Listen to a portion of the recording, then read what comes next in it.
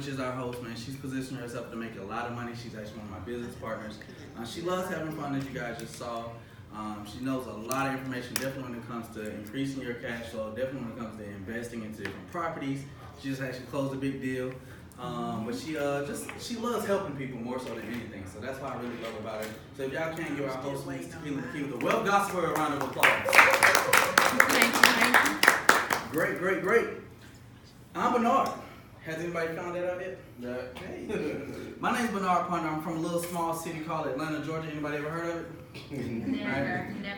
Not never. I know we got some people from Alabama, so it's kind of foreign territory. So I'm from a little city called Atlanta, Georgia. I grew up on a traditional way of thinking. Anybody ever heard of that? Yeah. Go to school, get some good grades, go to college, and then become a employee, right? Exactly. I'll come back to that. But with that being said, I went to Martin Luther King High School here in Lithonia, Georgia. I was one of the first percussion players there. I actually, at the same time, was on the championship swim team. I had a guy who went to the Olympics on my swim team. We swam at Columbia High School. It was a great experience, but not really a swimmer. So I furthered my education to not Georgia State. Y'all got me excited. We're talking about all kinds of stuff in the head. But I went to one of the best HBCUs in the whole entire world called Florida A&M University. Anybody ever heard of that? I knew he was going to say It's not the best, but it's close. You know, One one of the best HBCUs in the whole entire world. A little shade, Because I went to HBCU. What school you went to? Alabama A&M. Okay, shout out to Okay. HBCUs. But I participated in the Marching 100 as well as the Family Strikers. I traveled all across the world doing lots of different shows. I studied in broadcast journalism, TV and radio, and I minored in music productions. While traveling with the Marching 100, I had the chance to do 2 Super Bowl performances, one on with Prince. Everybody say rest in peace, Prince. Prince. Did a Super Bowl performance with him, did an inauguration parade with Barack Obama, 2008. And Steve Harvey Show, America's Best Dance Crew, helped out with some choreography. I can dance a little bit. Right, that's my two-step. I ain't dancing no more. But after that, I finished school in 3 years. Everybody say 3 years. 3 years. Anybody else went to college? How long does it take to finish school typically? 4. I finished in 3. Everybody get that around applause. Right. I didn't say I graduated. But I just finished in 3 years. I came back to Georgia, and I still following the traditional way of thinking. I went to college. I learned a lot. I learned so much. But a few things happen in life, and we can agree that life don't always go that traditional way, right? I came back home. I still got the quote-unquote good job. I became a federal officer with the Department of Homeland Security with a company with the initials of TSA. Anybody ever heard of it? Okay. I worked for them about 3 years, but I found myself in a position where I was unbalanced. And I started noticing people around me and the unbalance of a lot of people.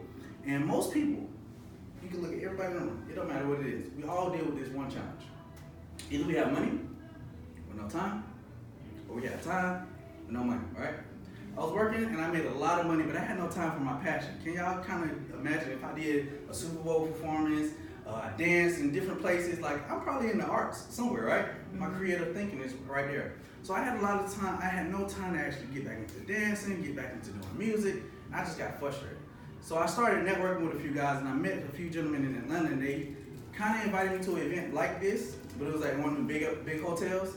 Y'all know how people be getting big conferences and stuff like that. But one of the things I loved about that meeting I went to, they specialize in identifying people's challenges. Everybody say challenges. But not only that, they provided solutions to those people's challenges. So everybody say solutions. Solutions. So as an entrepreneur, everybody here said pretty much that they have some type of business, yes? Yeah. Right? And what your service is or whatever your product is, it provides a solution to somebody's issue, right? Mm-hmm. So over my journey, I started in network marketing, I think about 2011, 2012. I was able to build business all across the country. My latest project I built a team to 11 states and 3 countries while driving trucks across the country. Everybody say drive trucks. Anybody ever been to all the states? Well, All of them? I I haven't. I just 45. 45? I think I went to 46. I haven't been to Maine. I haven't been to Hawaii. But I drove across the country driving this big old truck. But what I was able to do, like you say, you had some skills like in different marketing, right? Telephone calls, emails, text. I was doing a lot of that stuff in the back of my truck. If you go on my Facebook page, it's Bernard Ponder. Actually, you can go to Ponder Certified Trucking, Ponder Trucking or something like that on Facebook. But I got videos of me in the back. But anybody ever been in a truck? Yeah. You got them beds in the back. You got the upstairs. You got the downstairs. You got a refrigerator. You got a microwave. You got a big screen TV. You got freedom. I can do whatever you want. But I was able to build a team to 11 states in 30 countries with a travel company. It was really fun. It was really great. But I just saw that through that type of industry and building, I wanted something more. Anybody ever just wanted your own, right? Yeah. Doing it for somebody else is cool, but you seeing them make hundreds and thousands and millions of dollars, it's like, why don't we get mine, right? So 2016, fast forward, I actually had a lot of mentors. Anybody ever had a mentor? Right? They're important, right? Yes. It don't matter if it's family, spiritual, anything like that, right? It's very important. So I don't want to bore you guys. Is it okay? Y'all okay? Good. I know we're getting to know each other, and I'm getting to know y'all too. So I'm like, what kind of crowd we got here today? So here you guys are at the Entrepreneur Roundtable 2020. Give yourselves a round of applause for being here. This is the first of, it's 12 months in a year. We're gonna do two a month. How many is that? That's 24. Huh? 24 events. You guys are at the first one. So I'm very excited to have you guys here. So I want you guys to remember this and get ready because we're about to go on a ride, right? Everybody knows that an entrepreneur journey is a journey, right? It's typically, we always say it's a marathon, not a sprint, right? And with that being said, I created a company called Become Your Own CEO. CEO standing for Creative Execution Officers. Because along that journey of actually working with different people and understanding how they was able to get 6 figures a month, 7 figures a year, right? Is that I understood that everybody who actually has a business has these 3 things. Write these 3 things down somewhere. The first thing that they have is skills. Skills. The second one is a marketing strategy.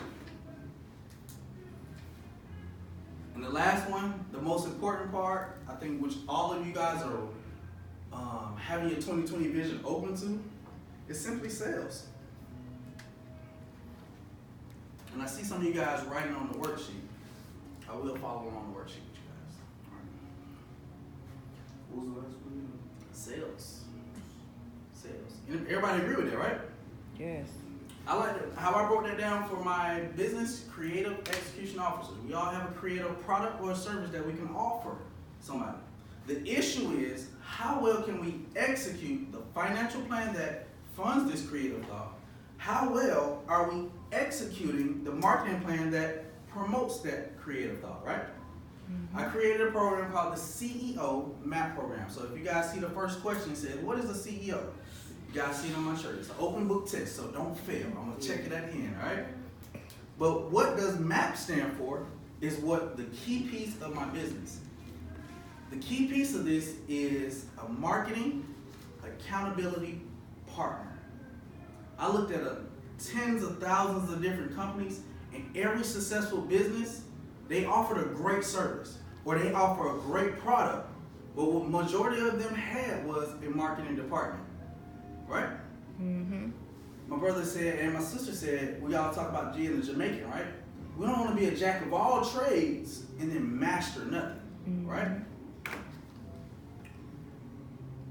As we read here, the 4 steps we utilize in taking a person from an employee to a self-employed person towards a business owner and investor is.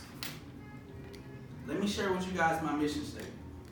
Anybody for 2020 created a mission statement yet? Share your mission statement. All right.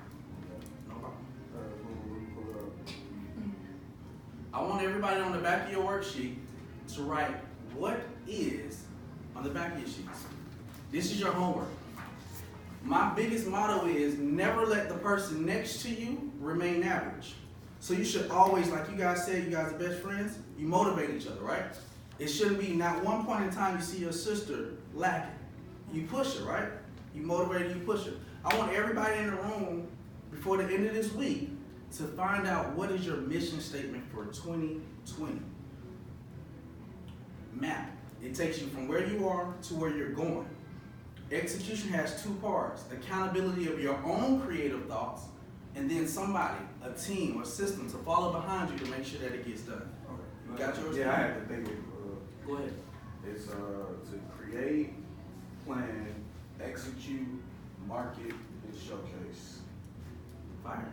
Yeah. How? Mm-hmm. How to showcase? All of it. How? How? Create, force the idea coming into your mind. Planning, how am I going to like organize it? Who's gonna help me do it? Execute is self-explanatory. Going out there and making it happen. Okay. And marketing, getting buzz, being interactive, getting people to be curious about it, want to partake, what have you, and then coming in and showcasing what we're doing. Absolutely. That's good. That's good. Give him a round of applause.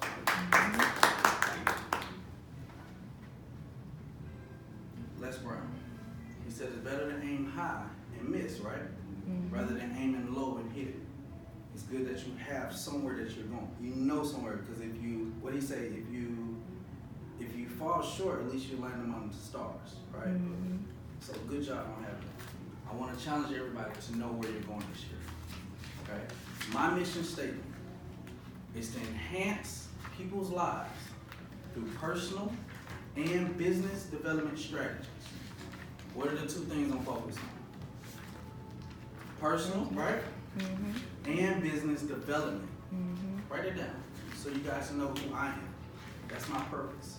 So my focus is being a map to creatives who have skills, who have products and services, who want to take it somewhere else, okay?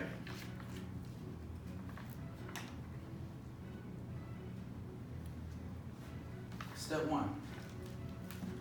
I created these 4 steps from research and dealing with multiple successful people in my life. Every piece of my life I have someone who actually left some nuggets in me and with me. I'm not saying I am the best CEO in the world, but my company says become, right? It's a journey. So step 1 is identifying. And this I'm going to get right into the meat, y'all. I hope y'all catch this, all right?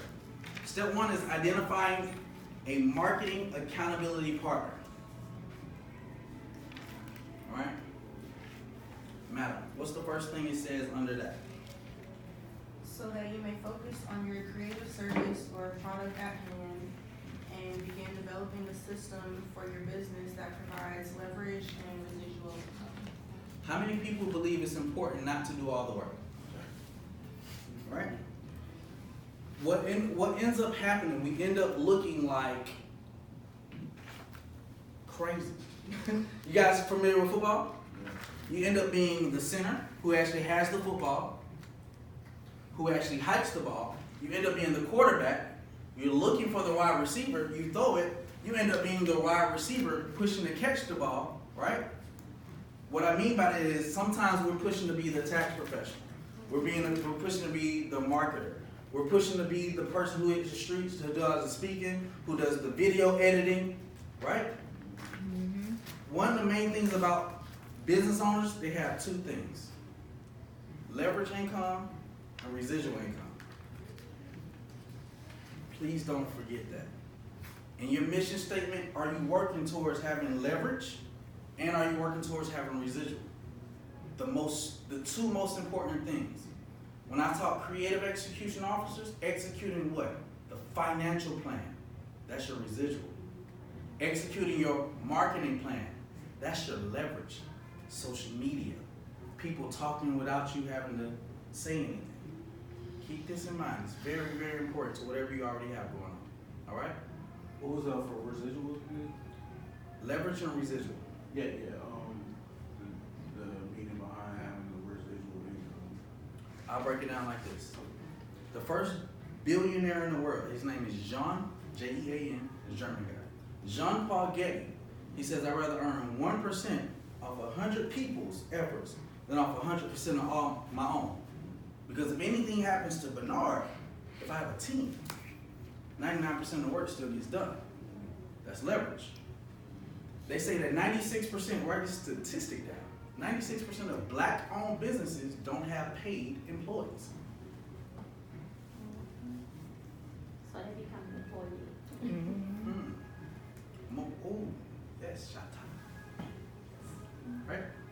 Residual income simply means you do the work one time. You create the system one time. You create the product. You know how, if you're making Kool-Aid, you know how much sugar you know the whole process of what it takes to make it one time. And then you ship it off to a distributor company, and then they keep duplicating without you. Residual. Right? Syndication in the TV industry, Will Smith plays every time. Every time it's played, you get a check.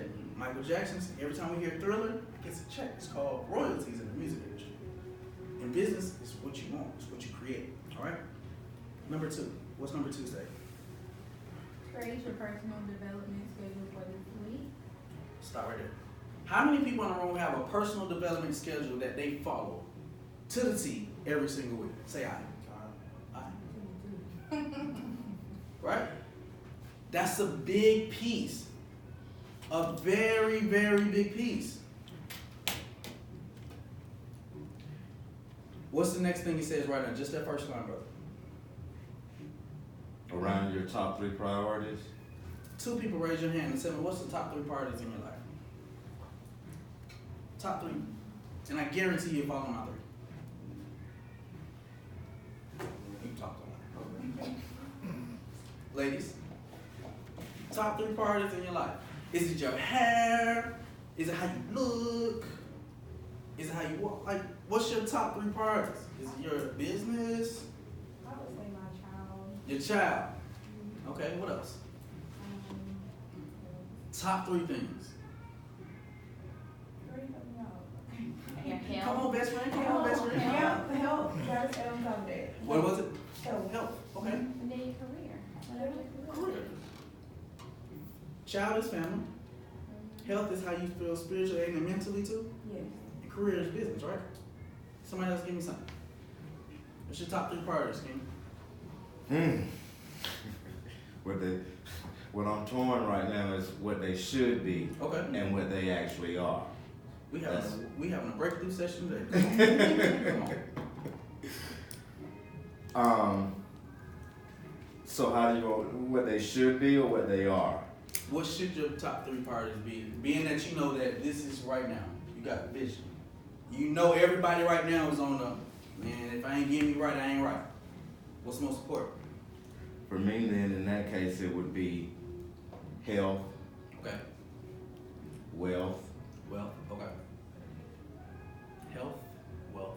What else is important? Outside of your health, outside of wealth creation, what's the next most important thing to you? me. Me. So you guys see they had three different answers apiece, right? But your top 3 priorities, I want y'all to write this around your top 3 priorities. Everybody has the same thing. It's first your spirit. Nothing's more important than your spirit. Everybody agree? The second thing that these 2 just said, and I said too. I have a daughter. She's 2 years old. I just celebrated. We had 4 parties. She lives in Tallahassee, Florida. We had a Sky Zone event. We had her first dance recital. She just had a party up here in Atlanta, Chuck E. Cheese. We had just doing it. But I worked my butt off for the last 3 months just to have Christmas and birthday at the same time. Y'all feel me? Family.